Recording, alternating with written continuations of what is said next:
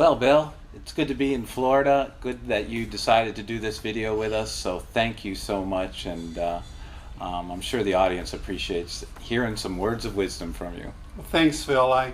Given the difficulties I've had traveling the last few years, I so appreciate CCAR working out a way for me to participate in what I think will be a very historic conference. So, yeah, it's all about the multiple pathways, so should we get right into it? Where do you want to start? Well, I gotta put my glasses on so I can see these questions.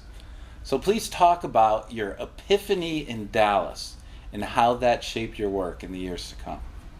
You know, I've talked about that on occasions. The context for that was having worked in the field at that point for some almost 30 years and had worked in treatment, gone back to school, really worked hard to learn about addiction and treatment. So then I go to Dallas and I'm going in to speak at a professional conference. I arrive early because I want to interview some old timers about the early treatment, the early history of AA and its relationship to treatment in the Southwest. So I get some of these old timers around me, and I'm interviewing them about this early fascinating history. And we take a break, and Circe W., one of the old timers, who at that point had more than 50 years of continuous recovery, says to me, "Now, Bill, what is this research stuff you do?" And I said, "Well, I'm part of this research institute, and we're beginning to follow people after treatment, and I'm very excited because we've just got a new study funded that's going to allow us to follow people for 5 years."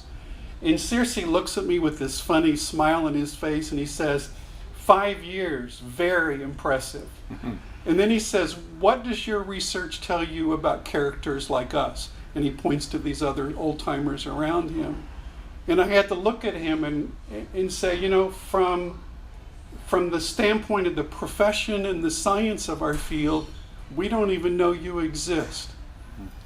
And then he kind of smiled, and we went back to the regular interview. And on my flight home that night, I was almost haunted by his question.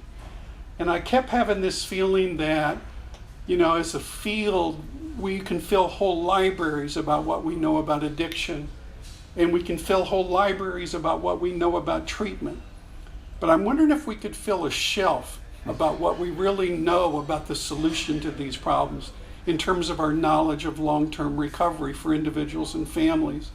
And I sort of, as I've reflected on that, I had this kind of awakening to say, you know, whatever time I have left in the field, I really want to devote that time to the study of solutions. And in particular, I want to study the prevalence and pathways and styles and stages of long-term recovery. And that was really the beginning of this whole shift towards a kind of a recovery paradigm from a treatment and intervention paradigm for me within the field. And all the subsequent work really emerged out of that kind of awakened experience in Dallas. That's very cool. That was, what, 30 years ago, you said? Or it was in the late 90s. Yeah, it was in the late 90s. Yeah. So this is, you know, if we're talking all the work in the years since has really been based